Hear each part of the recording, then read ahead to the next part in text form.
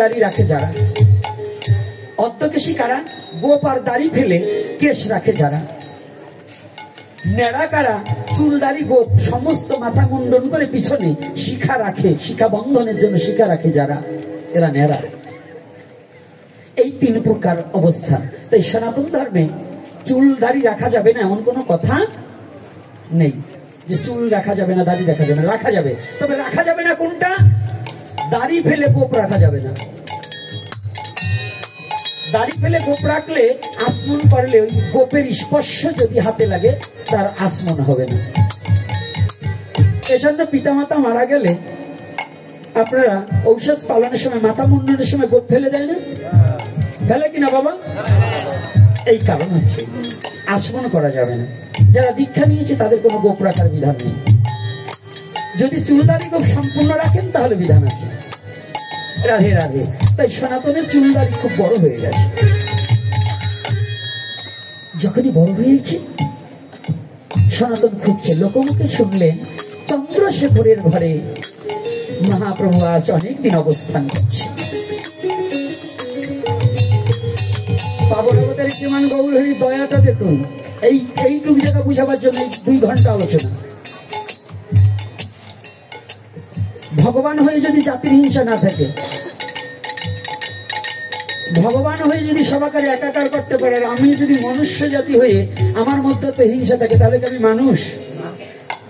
ভগবান কত বড় দয়ালু সেই কথাটা বুঝাবার নিমিত্তে কি করলেন? চন্দ্রশেখরের ঘরে অদূরে ওই দরজামুখী হয়ে অদূরে দাঁড়িয়ে আছে, অদূরে দাঁড়িয়ে আছে। এদিকে যখন ভক্ত যদি ভগবানকে ডাকে না, ভগবান আর থাকতে পারে না। সনাতনী যখন গৌরাঙ্গ মহাপ্রভুকে স্মরণ করছে, গৌরাঙ্গ মহাপ্রভু জানতে পেরেছে আমার সনাতনী এসেছে। চন্দ্রশেখরকে ডাকছে, সনাতন মহাপ্রভু ডাকছে, চন্দ্রশেখর তোমার দরজায় না একজন বৈষ্ণব এসেছে, তুমি যাও ওই বৈষ্ণবকে ঘরের মধ্যে ডেকে আনো।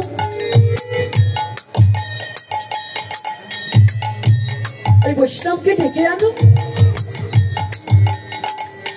চন্দ্রশেখর তো উড়িয়ে গিয়েছে। ঘরের দরজাটা খুলে দেখতে পায় দূরে একজন দরবেশ দাঁড়িয়ে আছে, কিন্তু কোনো বৈষ্ণব নয়। আমরা বৈষ্ণব বলতে কি বুঝি গো? হয়তো চুল দাড়িওয়ালা, বড় তিলক করা, নাকি মেলা মালা নেওয়া, এগুলো বৈষ্ণব না? কিন্তু না, চুলদাড়ি নিয়ে বড় মালা নিয়ে শয়তানও আমার মতো সাজতে পারে। তাহলে কি বৈষ্ণব চিনিবার দেবতার শক্তি নেই? দেবতা পর্যন্ত বৈষ্ণব চিনতে পারেনি। চন্দ্রশেখর বললেন দৌড়িয়ে এসে, প্রভু প্রভু, না তো আমার ঘরের দরজায় কোনো বৈষ্ণব নেই। প্রভু বললেন, চন্দ্রশেখর আমার মন বলছে তোমার দরজার সম্মুখে একজন বৈষ্ণব এসে দাঁড়িয়ে আছে। বলছে, না প্রভু, আমার দরজার সামনে একজন দরবেশ এসে দাঁড়িয়েছে। মহাপ্রভু লম্ফ দিয়ে উঠে দরজার সম্মুখে গিয়ে দেখে দূরে দাঁড়িয়ে দুটি চোখের জলে সনাতন ভাসছে। একবার সনাতন প্রভুর চরণের দিকে তাকায়, আর একবার সনাতন প্রভুর বদনের দিকে তাকায়। একবার চরণের দিকে আর একবার বদনের দিকে তাকাতে না তাকাতে মহাপ্রভু ডাকছে, সনাতন সনাতন আমার কাছে আসো বাবা। সনাতন দূরে দাঁড়িয়ে আছে। প্রভু ঘর থেকে বাইরে ছুটে গিয়েছে।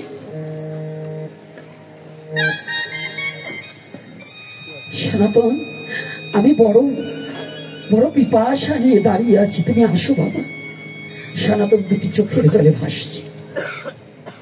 যে অনন্ত কোটির ব্রহ্মাণ্ডের মহাপরিচালককে ব্রহ্মা পর্যন্ত যাকে যার চরণ বন্দনা করে, যাকে অনন্ত কোটি জীব ডাকে, সেই ভগবান গৌর হরি সনাতনকে ডাকছে।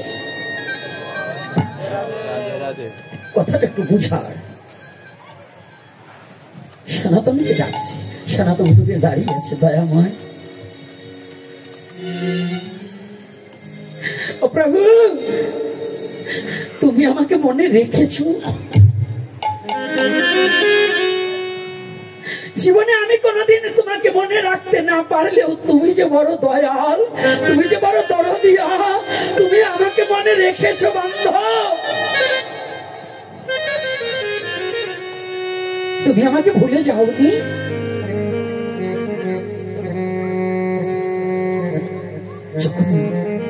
এটা বলে শুধু মনে মনে স্মরণ করছে, চোখের জলে ভাসছি। প্রভু আরো কাছে গেছে। প্রভু যত কাছে যায় সনাতন তত পিছনে চলে যায়। প্রভু ধরতে যায়, সনাতন পিছনে চলে যায়। না না প্রভু, আমাকে তুমি ছেড়ো না। আমি অস্পৃশ্য, আমি অপবিত্র। আমার কি যোগ্যতা আছে তুমি আমাকে স্পর্শ করে তোমার চরণে আমাকে ঠাই দেবে? বুঝতে পেরেছেন? আমার কি যোগ্যতা আছে, আমার কি সাধনা আছে যে আমি তোমার চরণ পাবো, তোমার কাছে আমি থাকতে পারবো, তোমাকে আমি স্পর্শ করতে পারবো? এই জগতে আমার কি যোগ্যতা আছে? কোন যোগ্যতা নেই। তুমি আমাকে কৃপা করে একটিবার তোমার চরণে আশ্রয় দিলেই হবে। প্রভু বললেন, সনাতন, ভক্তি বলে বিশ্ব জগৎকেও পবিত্র করা যায়। তুমি আসো, তোমাকে স্পর্শ করে আমি গৌর হরি পবিত্র হব আমার ভক্তের অঙ্গ পরশ করে। ভক্তের অঙ্গ পরশ করে ভগবানও পবিত্র হয়। রাধে রাধে। কার অঙ্গ পরশ করে? ভক্ত না থাকলে ভগবানের কোনো মূল্যবোধ থাকে না, থাকে? তাই আজকে ভক্ত ভগবান গৌর হরি নিজে সনাতনকে জড়িয়ে ধরলেন। এ কথাটা আমি বারংবার বলে থাকি। এর উদ্দেশ্য একটাই, আমাদের আজও এই চৈতন্যদেবকে আজও আমরা মেনে নিতে পারছি। এই মহাপ্রভুকে আজও আমরা হৃদয়ে জাগা দিতে পারছি না। আমরা শুধু হিংসা, অহংকার, নিন্দায় পরিপূরক হয়ে বসে আছি। আমরা কখনো নিজেকে চিনতে জানার জন্য চেষ্টা করছি। তবে নিজেকে জানা বোঝার জন্য দুটো কথা বলবো। এই কথা বলার আলোকে বাবা তোমরা কিছু পিছনে চলে যাও। আপনাদের জানি তাই আরো কিছু আজকে দুটো কথা বলে যাব। কেউ উঠবেন না, আমি অনুরোধ করছি, কেউ উঠবেন না। বাবা তোমরা পিছনে যাবে, সামনে না। একবার তোমাদের কিন্তু কথা বলে শোনাতে পারি না, পিছন থেকে আসবে। যাও, পিছনে চলে যাও। তাই কৃপাপূর্বক যার যেমন সামর্থ্য আছে দক্ষিণা স্বরূপে আমার পাগলটা যাচ্ছে দেবেন। আপনাদের এই ভিক্ষার উপরে মন্দিরটা চলে। উঠবেন না কেউ, কিন্তু কথা শুনবেন। আর যার যেমন সামর্থ্য আছে দিবেন। পিছন থেকে তোমরা ছুটে আসবে। এদিকে থেকে চারজন যাও, এদিকে থেকে চারজন যাও, দুপাশ দিয়ে। জয় নিতাই গৌর হরি বল। বলছি এদিকে চারজন, এদিকে চারজন।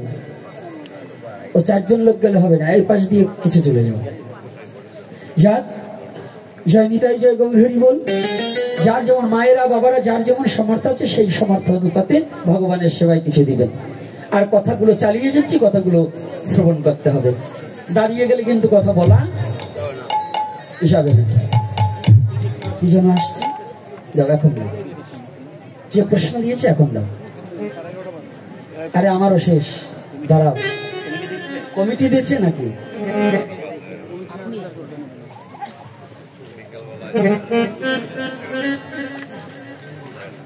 না, ভালো একটা কথা লিখেছে। একটু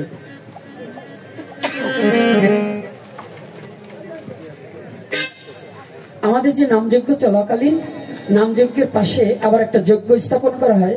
সেখানে লোকের অনেকে গাঁজা ডলে। এটা কি বৈধ না অবৈধ?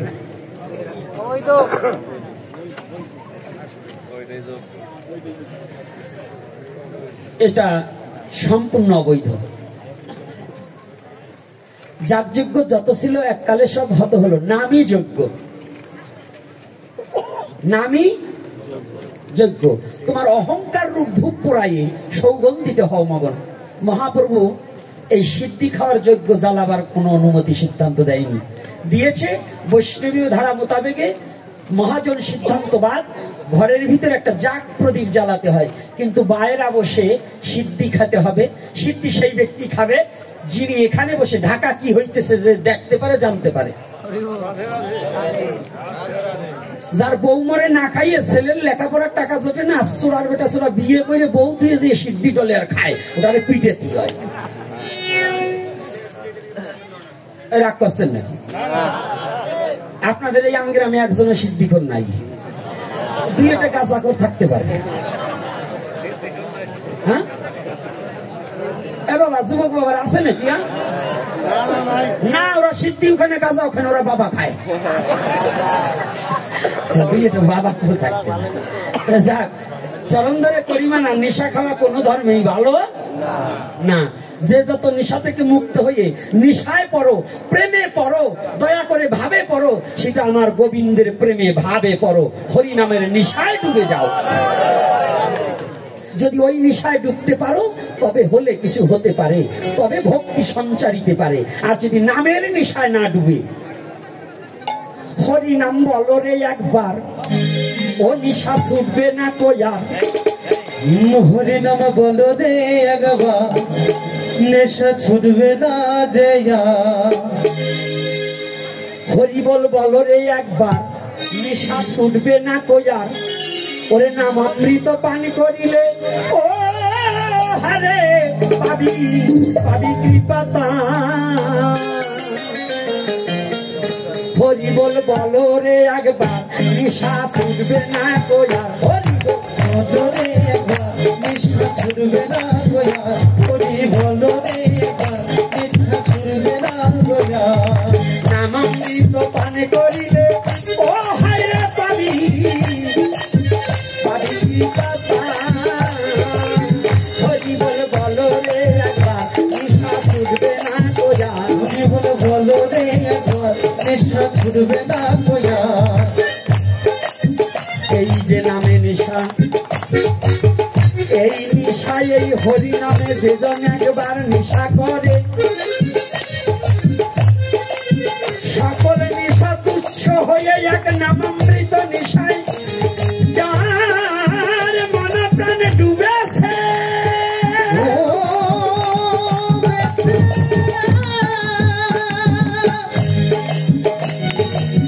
তাহার মতো ভাগ্যবান আর জগতে কেবা হইয়াছে। তাই নেশা কিন্তু সব ধর্মে অবৈধ বলে করেছে বর্ণনা। নেশা খেয়ে মাতলামি করে কোনো ধর্ম তো হয় না।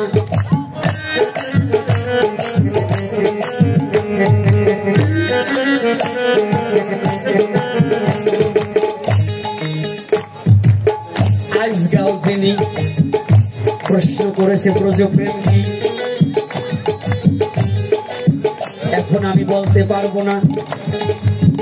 আরো বলেছে নন্দ যশোদার কোন সৌভাগ্যের ফলে শ্রীহরি তাদের বাৎসল্য প্রেম আস্বাদনের জন্য এত আগ্রহ বা তৃষ্ণা অনুভব করেছিল, কেন জানেন না? কাটা স্তন কেটে বন্ধকে রেখে যেদিন ধরা সতী সভা দিল শ্রীহরি নারায়ণকে, সেই দিন হাতে নারায়ণ কথা দিল তাকে।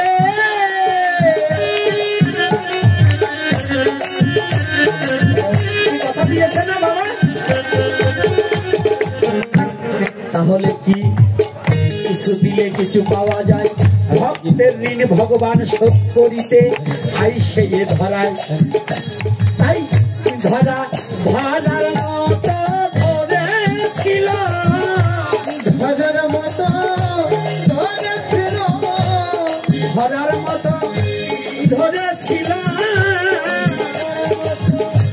ধরেছিল।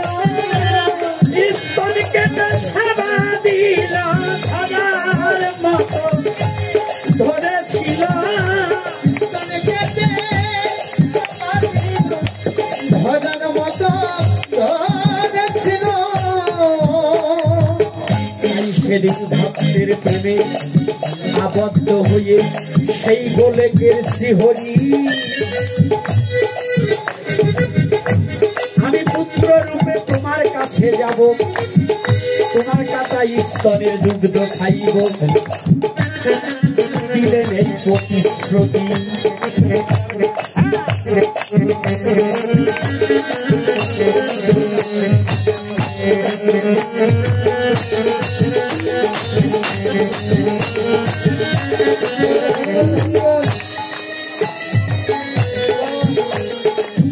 আর একটা চমৎকার কথা আমার যে বাবা লিখে দিয়েছেন, কৃষ্ণের কাছে সব আছে তাই ভক্তি নাই কেন? বাবা প্রধানমন্ত্রীর ইচ্ছায় যেমন একজন পিয়ন চাকরি করে, প্রধানমন্ত্রীর চিঠি হলেও ওই পিয়নের সিল ছাড়া যায় না প্রধানমন্ত্রীর ধারে।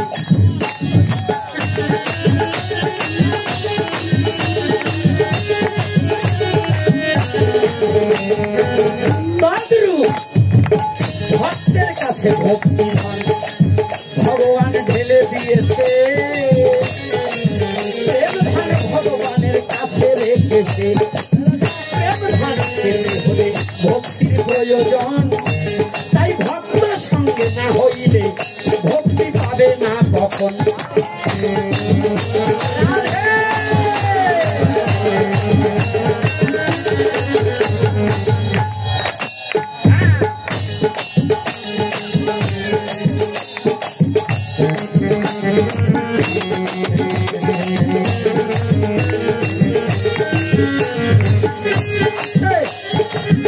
ঔষধ যেমন কোম্পানিতে তৈরি করে দেয়, ঔষধের গুণগান তোমার ডাক্তারে জানায়। ডাক্তার ছাড়া কোম্পানির লোকের কাছে ঠিকা যদি ঔষধ কিনতে চাও, লোক কিন্তু ভালো হবে না, টাকা যাবে পাও।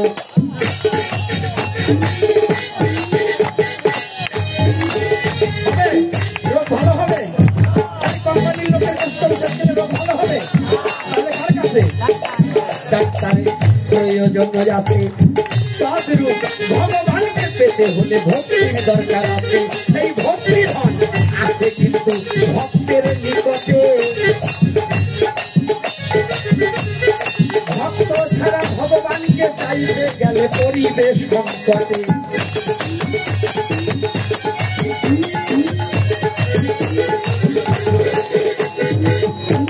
তাই যারা যতই অভিমান ত্যাগ করিয়া ভক্তের চরণ ধরে,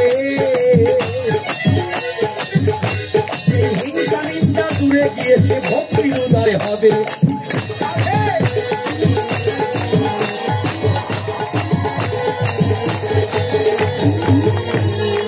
এই কারণে ভগবান তার কাছে ভক্তি ধান রাখে না, ভক্তি ধন রাখে ভক্তের কাছে, ভগবান থাকবে না কোনো না।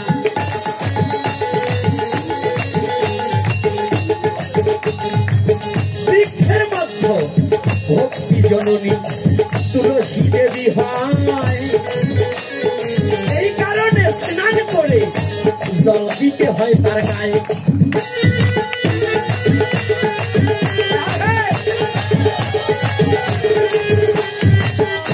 মিথ্যা বলছি নাকি? সুর ছন্দে তালে তালে প্রশ্নের উত্তর হবে যদি কিন্তু ভক্তগণ এই ধৈর্য ধরে বসে থাকে।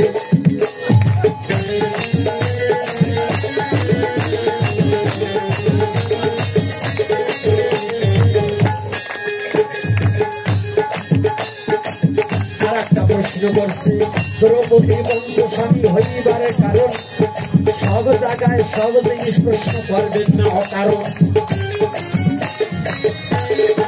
দ্রৌপদীর স্বামীর কথা বলবার গেলে যদি আপনার স্ত্রী নাম দিয়া বলে দ্রৌপদীর 5 স্বামী আমার, কিন্তু এই একজনে কি আর বলে?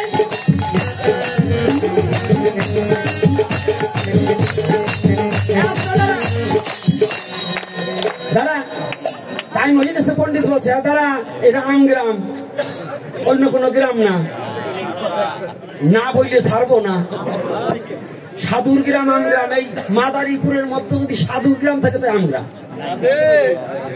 এই আমগ্রামে অর্থাৎ দ্রৌপদী পঞ্চস্বামী কেন, এই কথা এমনি সময় আমার মন্দিরে যাবেন বুঝিয়ে দেবো, আসরে নয়। কারণ এই জায়গা